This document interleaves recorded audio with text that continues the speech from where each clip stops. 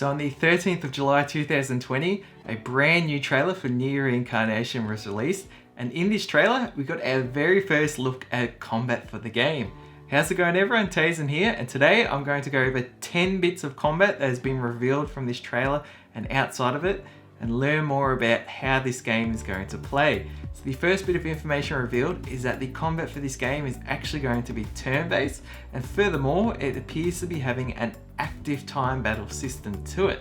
The second bit of information revealed is that you fight alongside party members. So far, 2 and 3 members have been shown as single party, but there's no word yet on whether you'll be able to have more members in the party or even have certain parts of the combat where you've only got a single member in the party. Additionally, we've also seen one of the party members be a mage-like character, so there appears to be some form of variety there, which will make the combat quite interesting. The third bit of information about the combat is party members appear to have companions similar to in the original NieR and NieR Automata. So far they appear to be floating teddy bear-like characters, which is quite interesting, but it's not currently known if they are living beings, spirit-like entities similar to Mama, mechanical beings like the pods, or even more specifically, just inanimate objects that have been animated by magic. The fourth bit of information regarding the combat is the turn-based combat appears to be playable using pretty well integrated touch controls. So several touch command options have been shown for several attack-based battle commands towards the bottom of the screen.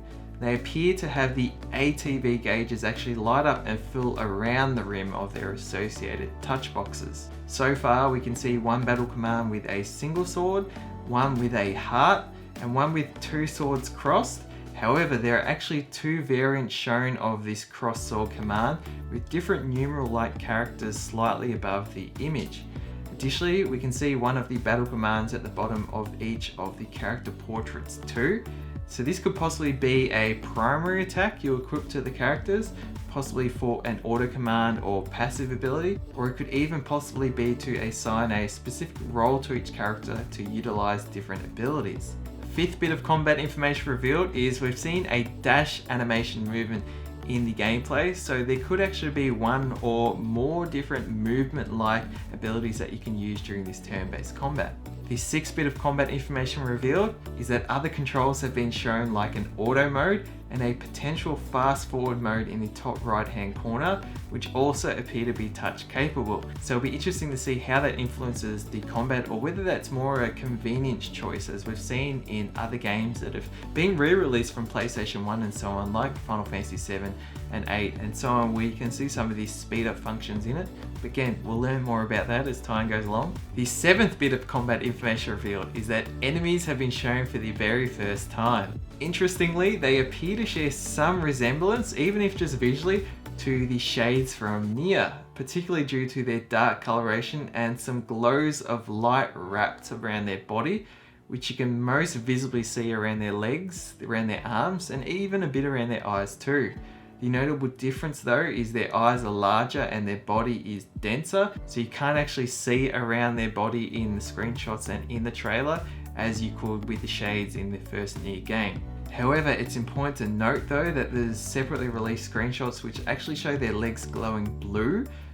This may or may not be due to magic being cast on them at the time, but it'll be interesting to learn more about what or who they truly are, and maybe this game even takes place after NieR, and we end up learning more about what actually happens to the shades between NieR Replicant and NieR Automata. The eighth bit of combat detail revealed is that within the combat gameplay itself, there appears to be fightable waves against the enemies.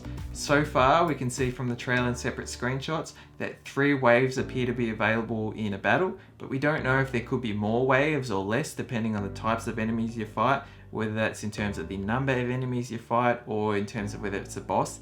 There may be even some mode or secret boss where you have just these huge amount of waves of enemies or a single enemy, but that's something I look forward to learning more about and seeing if there's a challenge aspect that could increase the waves. The ninth bit of information is we see the transition of characters into the turn-based battle.